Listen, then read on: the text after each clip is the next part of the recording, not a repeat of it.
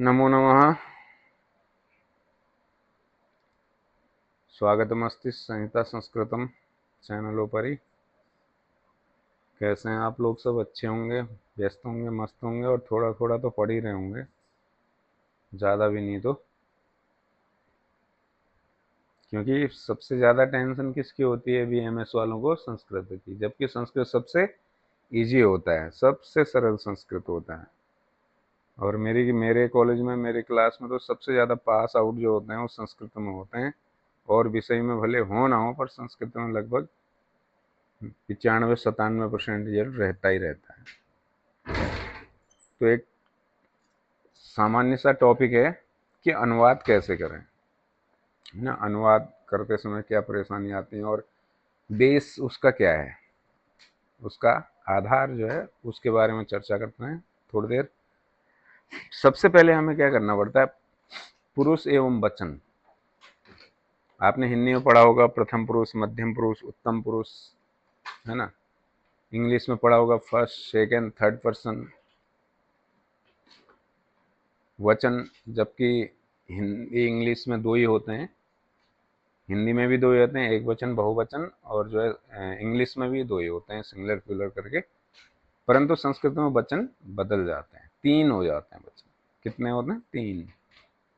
एक वचन, द्विवचन और बहुवचन। यहाँ द्विवचन बढ़ जाता है। अगर दो संख्याओं का बोध कराना तो उसके लिए हम बहुवचन में नहीं जाएंगे, द्विवचन में ही जाएंगे।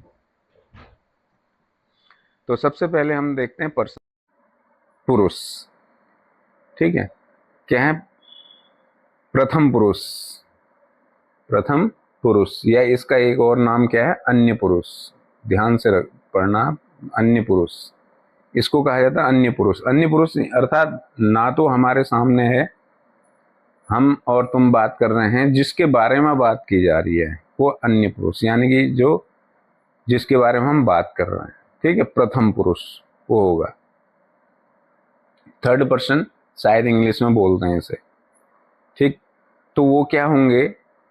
क्योंकि जब हम अनुवाद करने जाएंगे तो पुरुष जिस वचन का होगा, हमें क्रिया भी उसी वचन की लेनी होगी। क्रिया भी कर्ता के अकॉर्डिंग हमें प्रयोग करनी है।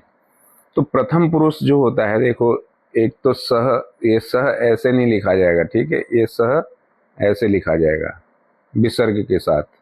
यह ह जो है ये नहीं लिखा जाएगा। शह इसका मतलब हो गया वह, परंतु कहाँ? पुल्लिंग में।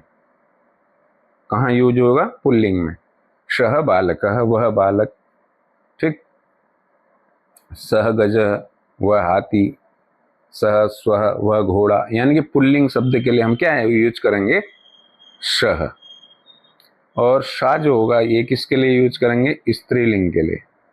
किसके लिए? स्त्रीलिंग के लिए। सा बालिका, सा साटिका, है ना, सा छात्रा, सा वैद्या। ठीक है, तो एक हो गया हमारे पास सह, एक हो गया हमारे पास सा। एक प्रथम पुरुष में तीनों अलग अलग होते हैं सर्वनाम।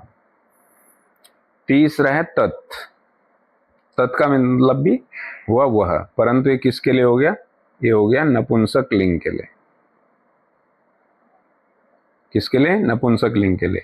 जब हम किसी नपुंसक लिंग के बारे में बात करेंगे तो वह के लिए हम क्या प्रयोग करेंगे? तद।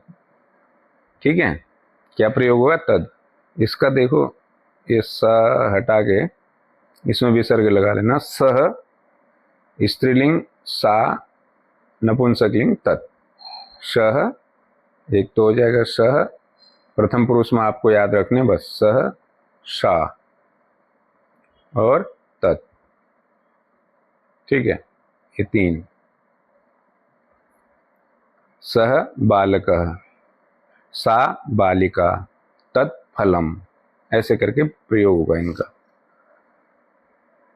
ठीक है, ये हो गए एक वचन के। प्रथम पुरुष एक वचन, सह, शा, तत्। ठीक है, और अब जब जाएंगे द्विवचन में तो इनका क्या बन जाता है? तो, ते। ये सीधी सी बात, ये देखो आप, इसमें पहले तो ये जो है ना सह का मैं ह हटा देता हूँ। यस, ठीक है, सह तौ ते, ये हो गया पुल्लिंग का, एक वचन, द्विवचन, बहुवचन। सा ते ता, ये हो गया स्त्रीलिंग। कौन सा लिंग? स्त्रीलिंग। ठीक है, स्त्रीलिंग बन गया सा ते ता, और नपुंसक लिंग बन गया तत् ते तानी। ठीक है, ये क्योंकि ये बहुत जरूरी इंपॉर्टेंट है। सह तौ ते, एक वचन में सह, द्विवचन में तौ, बहुवचन में ते। ठीक है, और स्त्रीलिंग में सा बालिका, ते बालिके, ता बालिकाः।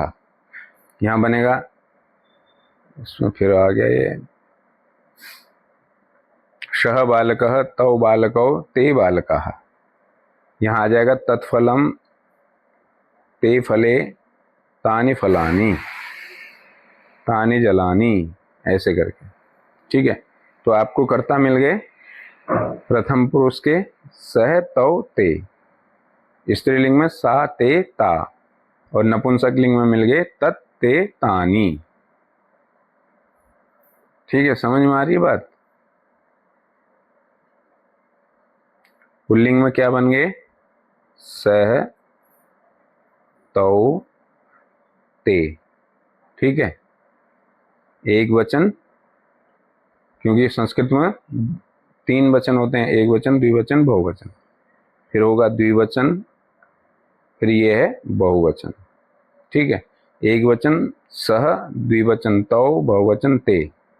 ठीक है, स्त्रीलिंग में आएंगे तो इसी का क्या बन जाएगा? सा ते ता, सा ते ता। एक वचन, द्विवचन, दो स्त्रीलिंग वस्तुओं में दो का बोध कराना हो तो ता बहुवचन। सा बालिका, ते बालिके, तः बालिकाः। ठीक है, अगर हमें नपुंसक लिंग में जाना है तो क्या होगा फिर? तत् ते तानि, एक वचन, द्विवचन, बहुवचन। तत्फलम ते फले, तानि फलानि, ते तत् जलम, ठीक, ते चले, तानि जलानि। ये हो गया हमारे कौन सा पुरुष हो गया? प्रथम पुरुष या अन्य पुरुष। इसके कर्ता हो गए सह तौ ते, सा ते ता, तत्ते तानि। ये प्रथम पुरुष यानी कि थर्ड पर्सन। ठीक है, चलिए आगे चलते हैं फिर मध्यम पुरुष में। मध्यम पुरुष में जाएंगे तो मध्यम पुरुष के कर्ता कौन होंगे? त्वम। अब यहाँ पुल्लिंग, स्त्रीलिंग, नपुंसकलिंग नहीं, अब केवल एक ही में है सब। युवाम, यूयम, त्वम, युवाम, यूयम, यानी कि तुम दोनों, तुम सब ने वह कार्य किया, तुम सब ने पुस्तक पढ़ा, तुम जाते हो, तुम खाते हो। तो हमें क्या ध्यान रखना है कि कौन से पुरुष का करता है और कितने वचन का करता है। क्रिया भी हम उसी वचन की जोड़ देंगे। ठीक है, तुम पढ़ते हो, हमने क्या कहा? तुम पढ़ते हो, इसे बना तुम लेना, तुम पढ़ते हो। तो तुम पढ़ते हो यानी कि मध्यम पुरुष का करता है और एक वचन का करता है, क्योंकि तुम पढ़ रहे हो। तुम दो, तुम सब तो की बात नहीं हो रही है, तुम की बात हो रही है। तो हम क्या करेंगे? कर्ता उठाएंगे यहां से, त्वम एक वचन का है।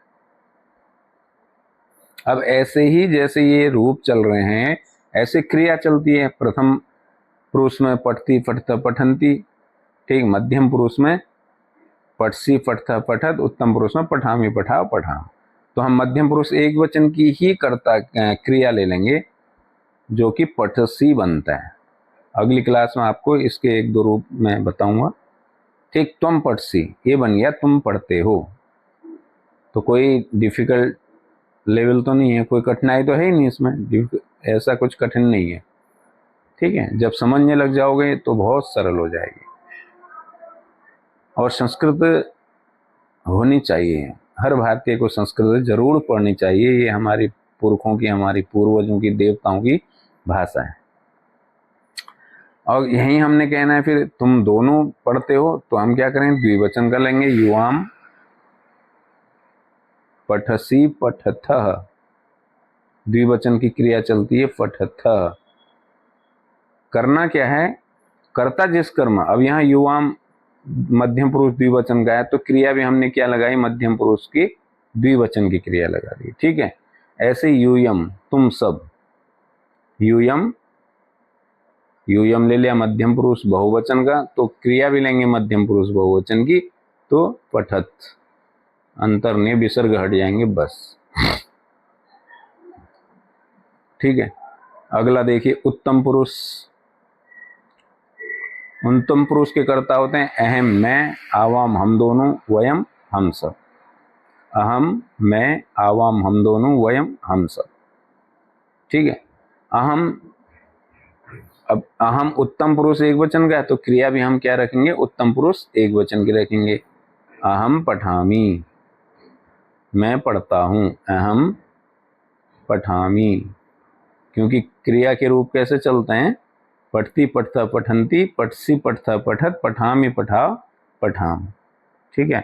तो अहम पठामी मैं पढ़ता हूँ, आवाम पठावा हम दोनों पढ़ते हैं, वयम पठामः, ये उत्तम पुरुष के कर्ता हो गया। प्रथम पुरुष, मध्यम पुरुष, उत्तम पुरुष, तीनों के कर्ता आपको याद होने चाहिए, ठीक है। प्रथम पुरुष में क्या था, सह तौते, सह तौते सातेता तत्ते तानी, प्रथम पुरुष में तीनों लिंग अलग हो जाएंगे, ठीक है। ऐसे सर्वनाम शब्द के रूप भी ऐसे चलेंगे। मध्यम पुरुष में थे तुम, त्वम, युवाम, यूयम, उत्तम पुरुष में है अहम, आवाम, वयम, ठीक। यहां तक समझ गए बात, ये हो गए हमारे कर्ता, first person, second person and third person, ठीक है। इसके बाद हम आगे बढ़ेंगे, लिंग, पुल्लिंग, ठीक है। यहाँ एक मात्रा और लगेगी, पुल्लिंग, स्त्रीलिंग, नपुंसकलिंग, ये तीनों हिंदी में भी एक ये ऐसे होते हैं, संस्कृत में भी ऐसे होते हैं, ठीक है। हिंदी में क्या होता है कि ये अर्थ के अकॉर्डिंग पुल्लिंग स्त्रीलिंग तय होता है, किसके अकॉर्डिंग, अर्थ के अकॉर्डिंग, परंतु संस्कृत में ऐसा नहीं है। संस्कृत में जो शब्द है उसके अकॉर्डिंग होता है, उसकी प्रकृति क्या है उसके अकॉर्डिंग तय होता है।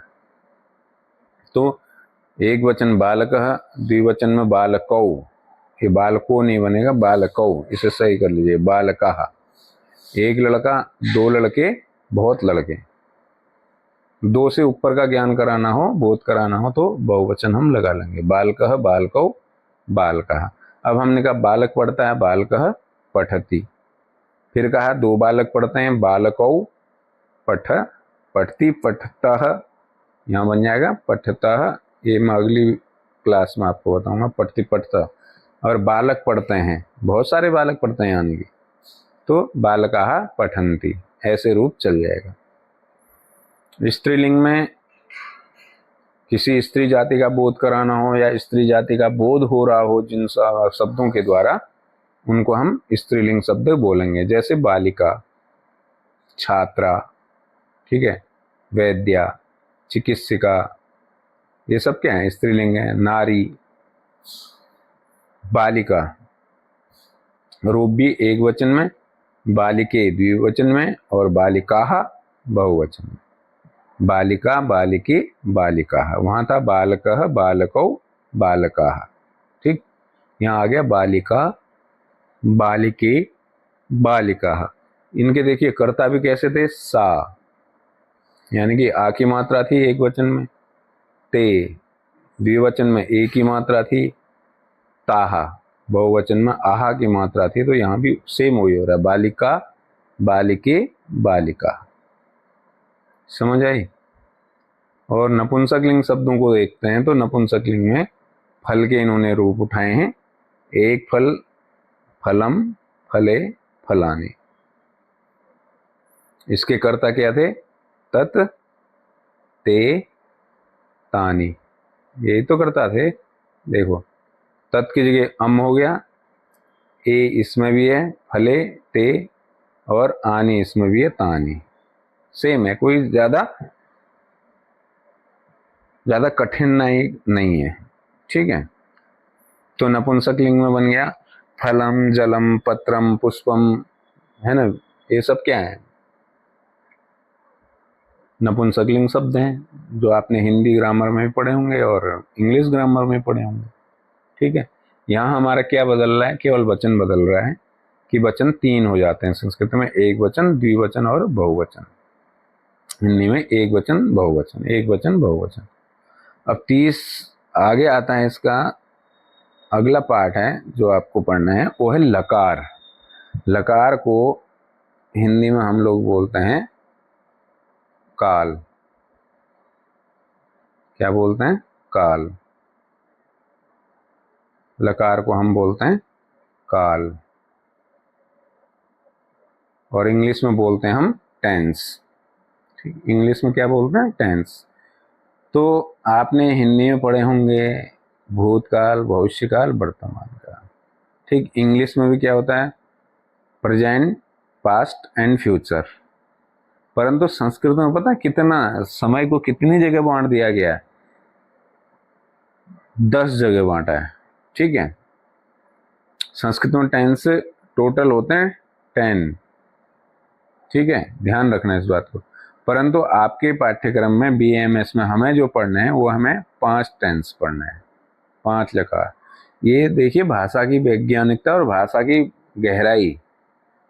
हर भाषा में केवल 3 3 3 करते गए, यहाँ 10, उस समय को 10 भागों में बांट दिया गया। तो ये गहराई देखिए। आपको 5 पढ़ने हैं, कौन कौन से,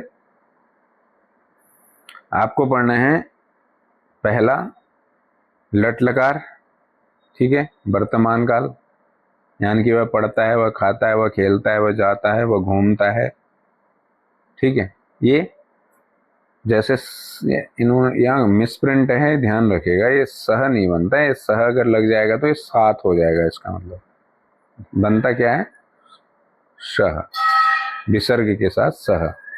शह पठती, वह पढ़ता है।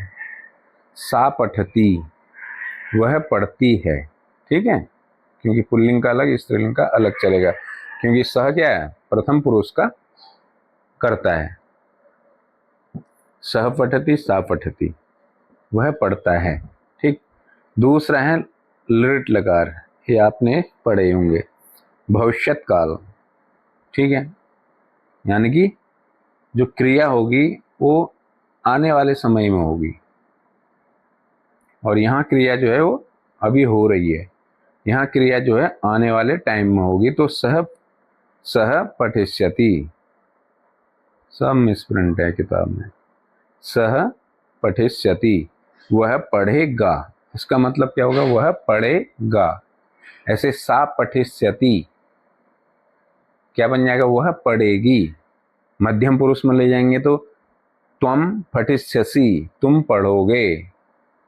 उत्तम पुरुष में इसका प्रयोग कर देंगे तो अहम पठिष्यामि, मैं पढ़ूंगा, ठीक है। मैं आपको धातु रूप अगली क्लास में दूंगा कि रूप कैसे बनते हैं और उनकी शॉर्ट ट्रिक क्या है।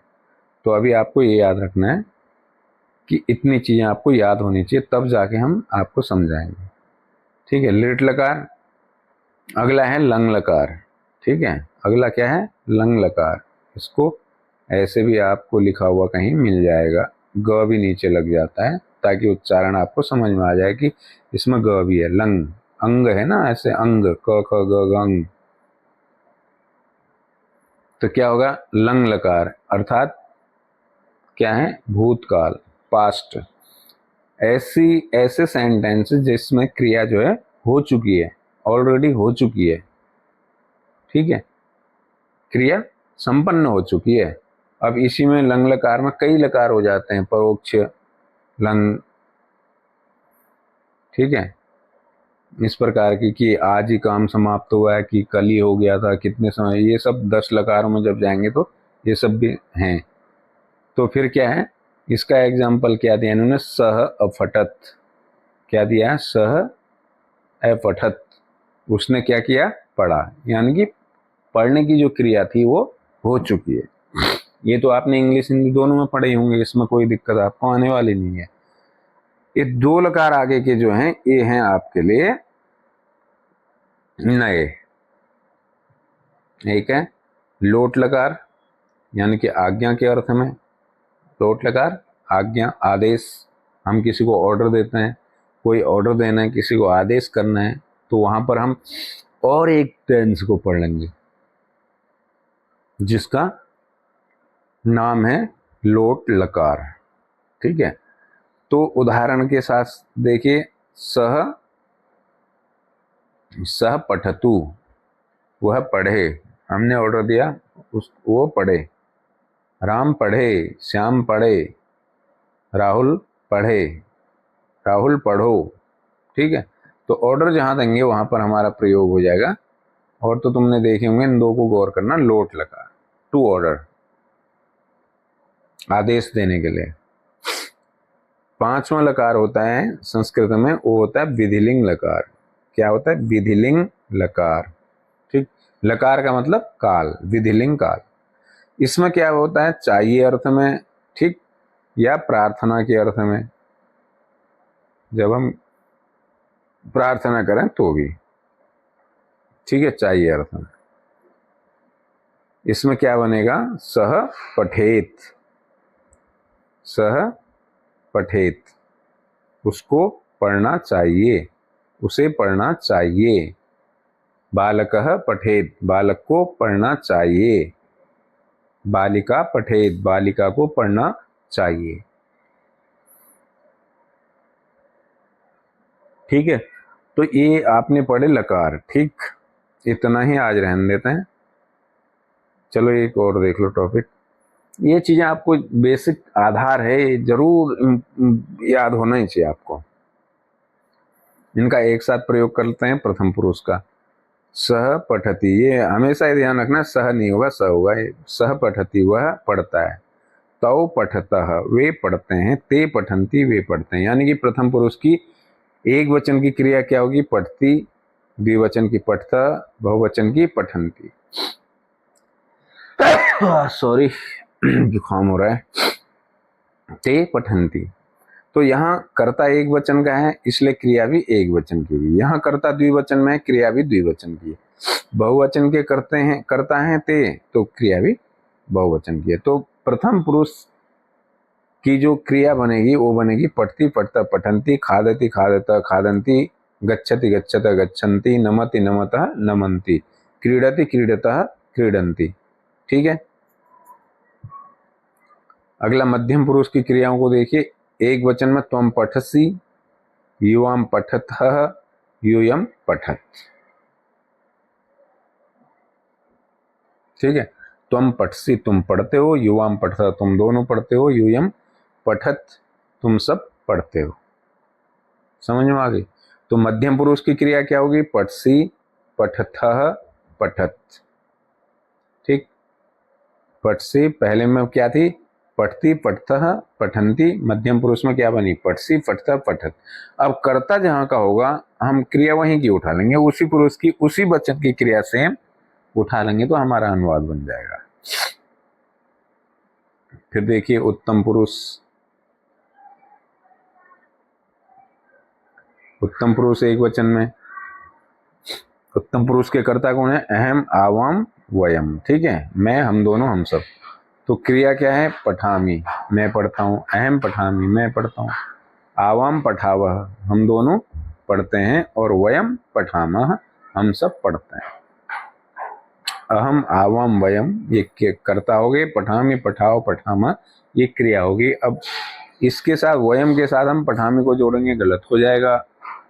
ठीक, आवाम के साथ पठाम को जोड़ेंगे तो गलत हो जाएगा। कहने का मतलब है कि कर्ता जैसा होगा अकॉर्डिंग टू कर्ता। वर्ब जो रहेगी कैसे रहेगी? According to subject. ठीक है, कर्ता हमेशा क्रिया हमेशा कर्ता के अनुसार ही काम करेगी। ठीक है, अभी आप इतना प्रैक्टिस कर लो, फिर मैं आपको देता हूं कल क्रिया। ये आपने देख लिया। प्रथम पुरुष स सा तत्, सह तौते, उल्टा ऐसे पढ़ो, एक वचन दो, सह तौते, सातेता तत्तेतान। ठीक, मध्यम पुरुष में बना त्वम, युवाम, यूयम, कर्ता। उत्तम पुरुष में बना अहम, आवाम, वयम। अभिनय क्रियाओं के साथ आपको जोड़ना है। अनुवाद करते समय यही ध्यान रखना है कि कर्ता कहाँ का है, कर्ता किस पुरुष का है। ठीक है, जैसे 5 लकार हमने पढ़े हैं ना, 5 लकार हमने पढ़े, तो 5 लकार में ही जो क्रियाएं चलेंगी वो 5 लकार में ही आपको याद करनी होंगी।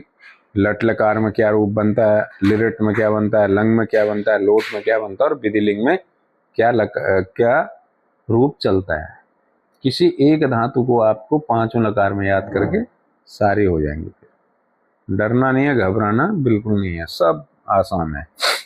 ठीक है, लोग मंगल में जमीन खरीदने की सोच रहे हैं तो हम अपनी भाषा से डरेंगे तो अच्छी बात नहीं है। चलिए फिर अगली क्लास में मिलते हैं, तब तक के लिए नमो नमः। जयतु संस्कृतम, जयतु भारतम। पढ़ते रहो, स्वस्थ रहो, व्यस्त रहो एंड मस्त रहो।